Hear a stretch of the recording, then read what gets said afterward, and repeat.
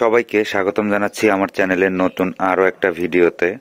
দর্শক, আমরা যারা হাইড্রোলিক ডিস্কের মোটরসাইকেল ব্যবহার করি তারা অনেক সময় একটা প্রবলেম ফেস করি, সেটা হচ্ছে আমাদের ব্রেকের যে মাস্টার সিলিন্ডারটা রয়েছে, এই মাস্টার সিলিন্ডারের লিভার আমরা যখন এইভাবে চাপ দেই তখন এইটা অনেক ক্ষেত্রে দেখা যায় লুজ কাজ করে, মানে চাপ দিলে প্রেসার হয় না।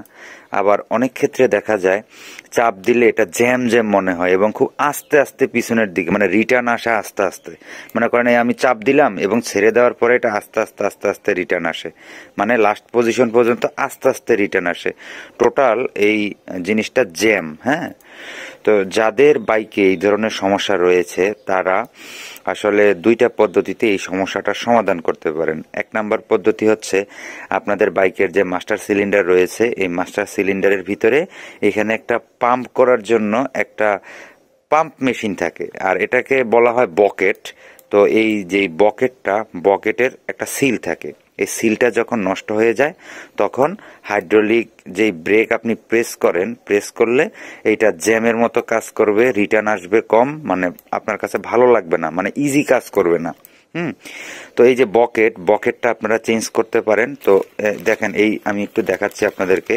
যদিও আমারটা ইয়ামাহা বাইক, আমি ইয়ামাহাটার দাম অনেক বেশি, যার কারণে আমি হোন্ডা কোম্পানির এই বকেটটা নিয়েছি। তো এই হচ্ছে আমার সেই বকেট, এবং এই বকেটের সাথে মানে এটার যে প্যাকেটের সাথে দেখেন সবকিছুই থাকবে। তো এখানে দুইটা ওয়াশার, মানে দুইটা হচ্ছে সিল থাকবে, দুইটা সিল।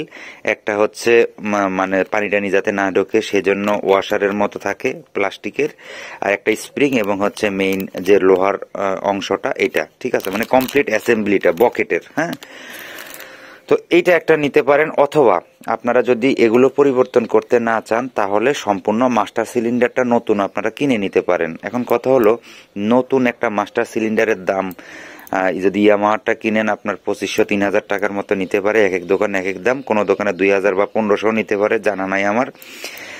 আর আপনারা চাইলে এই 300 বা 400 বা 500 টাকার ভিতরে এই বকেটটা লাগিয়ে নিতে পারেন। আবার ইয়ামাহার অরিজিনাল বকেটটার দামও কিন্তু বেশি, 700-800 টাকার বেশি হতে পারে, আমার ঠিক জানা নাই।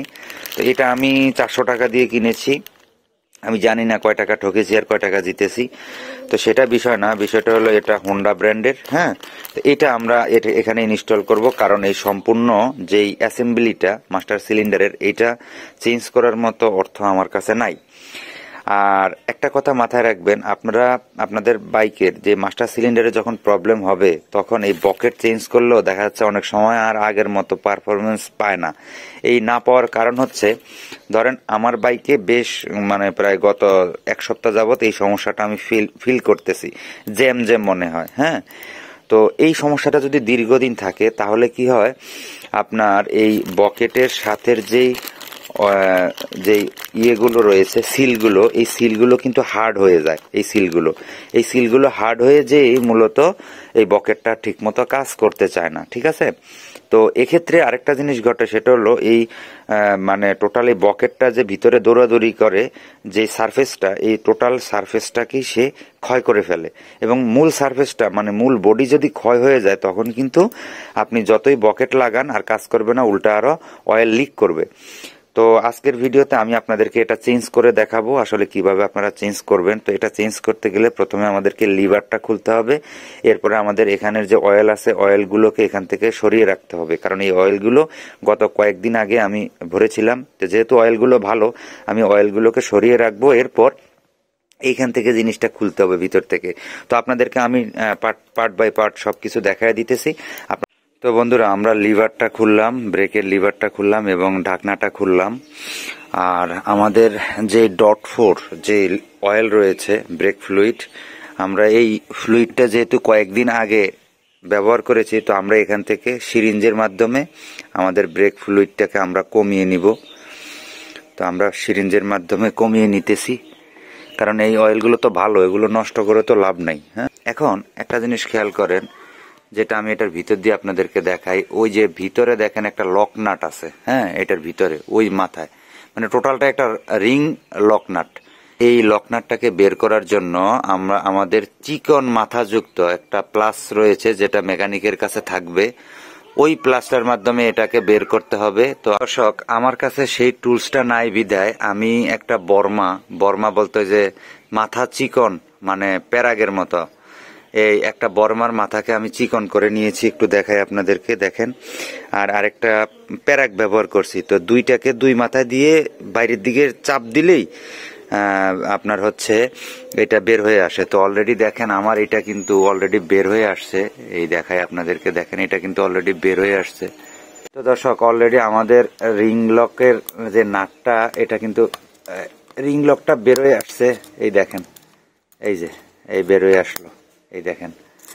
মানে অনেক সিস্টেম করে বের করতে হবে। তো আপনারা আসলে বাসায় এটা বের করতে পারবেন না আমি নিশ্চিত, কারণ এটা বের করা অনেক ঝামেলার, এটা ইচ্ছা করলে বের করা যায় না।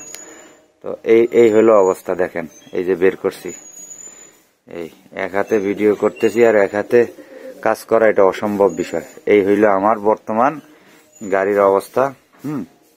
তো মোটামুটি আমার এই হইলো বর্তমান বাকেটের অবস্থা। তো এই বাকেটটা আমরা এখন চেঞ্জ করব। তো দর্শক, এখন দেখেন এইটা হচ্ছে আমাদের নতুন সেটআপটা। তো আমরা একটু নতুন সেটআপটা আপনাদেরকে দেখাই, দেখেন এই হচ্ছে আমাদের নতুন সেটআপটার সাইজ, হ্যাঁ একেবারে সেম সাইজ।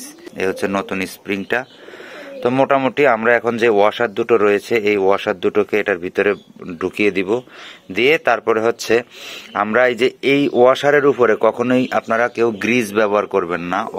তো দর্শক, অবশেষে আমরা ভিতরের অংশটিকে ভালোভাবে পরিষ্কার করে নিলাম, এবং আমাদের যে নতুন বকেটটি রয়েছে, এটি হচ্ছে আমাদের নতুন বকেট এবং এটি হচ্ছে আমাদের পুরাতন বকেট। তো আমরা এই নতুন বকেটটি ইনস্টল করব, এবং অবশ্যই এই যে দুইটা সিল, এই সিলের উপর দিয়ে হালকা একটু ভেসলিন লাগিয়ে দিব, ভেসলিন। এখানে গ্রিজ দেওয়া যাবে না, কারণ গ্রিজ দিলে কয়েকদিন পরে আবার বেশি জ্যাম হয়ে যাবে।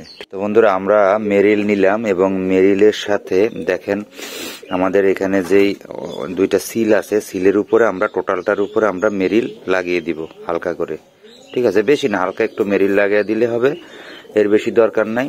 তো আপনারা বুঝে নিবেন কিভাবে লাগাইতে হবে, দুটার উপরেই হালকা করে লাগাইতে হবে। তো বন্ধুরা, অলরেডি আমরা আমাদের এটাকে লাগিয়ে ফেললাম, দেখেন ভিতরে রিং ক্লিপ সহকারে সব কিছু লাগানো হয়ে গেছে, দেখেন সব সুন্দরভাবে লাগালাম। তো এখন যদি আমরা হাত দিয়েই প্রেস করি, দেখেন কত সুন্দর ইজি আপনার হচ্ছে জিনিসটা পাস হচ্ছে, ঠিক আছে? এই দেখেন কত সুন্দরভাবে পাস হচ্ছে। তো এখন খুব ভালোভাবে কাজ করবে। এখন আমরা এটার ভিতরে অয়েল দিব, বন্ধুরা আমরা এই অয়েল দিলাম। এখন আমরা হাত দিয়ে প্রেস করলে এখানে কিছু বুটবুটি উঠবে, এবং বুটবুটি উঠতে উঠতে আস্তে আস্তে করে আমাদের এটার প্রেসারটা চলে আসবে। এই যে আমরা চাপ দিতেছি, দেখেন আমাদের প্রেসারটা চলে আসতেছে। এটা কিছুক্ষণ বুটবুটি ওঠার পরে ভিতরের যে হাওয়াটা রয়েছে, হাওয়াটা বেরিয়ে যাবে এবং আমাদের প্রেসার চলে আসবে। জাস্ট আমরা একটু অপেক্ষা করব। অলরেডি আমাদের প্রেসার চলে আসছে, এই যে এখন হার্ট প্রেসার চলে আসছে। বাস আরেকটু প্রেসার হবে, যাক সমস্যা নাই। দর্শক, সর্বশেষ যেই রাবারটি রয়েছে, রাবারটি এখানে দিয়ে দিবেন, যাতে ভেতরে কোনোভাবে পানি টানি না ঢোকে। এটার জন্য এখানে রাবারটা দিয়ে দিবেন। যে আমাদের এখানে এখন ভালো প্রেসার চলে আসছে, তো মোটামুটি সুন্দর হয়েছে। এখন আমরা লিভারটাকে ইনস্টল করব এবং উপরের ঢাকনাটাকেও ইনস্টল করে নিব। দর্শক, অবশেষে আমরা ফাইনালি লাগিয়ে ফেললাম। এখন দেখেন আমরা আগে করছি কি আর এখন করছি কি। এখন আমাদের এটা ছেড়ে দেওয়ার সাথে সাথে দেখেন স্প্রিংটা কত ফাস্ট কাজ করে, হ্যাঁ এই দেখেন কত সুন্দরভাবে কাজ করে, কিন্তু আগে এটা জ্যাম ছিল। হ্যাঁ, তো মেইনলি এই হচ্ছে বিষয়। তো আপনাদের যাদের এই বকেটের সমস্যা, তারা এই পদ্ধতিতে সমাধানটা করে নেবেন। ধন্যবাদ সবাইকে, সবাই ভালো থাকবেন।